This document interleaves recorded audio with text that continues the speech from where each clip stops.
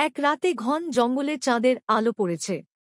সেখানে থাকে দুই ভূত, কালো ভূত আর লাল ভূত। তারা খুব ভালো বন্ধু, কিন্তু ভয় দেখাতে আর চাপা দিতে দারুণ ভালোবাসে। একদিন লাল ভূত বলল, জানিস, আমি এমন ভয় দেখাতে পারি যে গাছের পাতাও কাঁপে। কালো ভূত হেসে বলল, ওটা কিছুই না।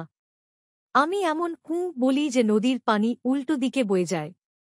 দুজনেই মিলে ঠিক করল, আজ গ্রামের দিকে গিয়ে দেখে কে বেশি ভয় দেখাতে পারে।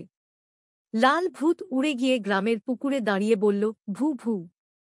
একটা হাঁস চমকে উড়ে গেল। কালো ভূত পাশের গাছে গিয়ে হুঁ বলে উঠল। একটা পাতা কাঁপল, তারপর সে নিজেই ভয় পেয়ে গাছ থেকে পড়ে গেল। দুজনেই হেসে গড়াগড়ি খেতে লাগল।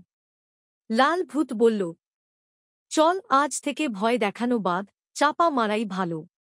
তারপর থেকে তারা রাতে বসে গল্প করে, হাসে আর একে অপরকে নতুন নতুন চাপাবাজি শোনায়।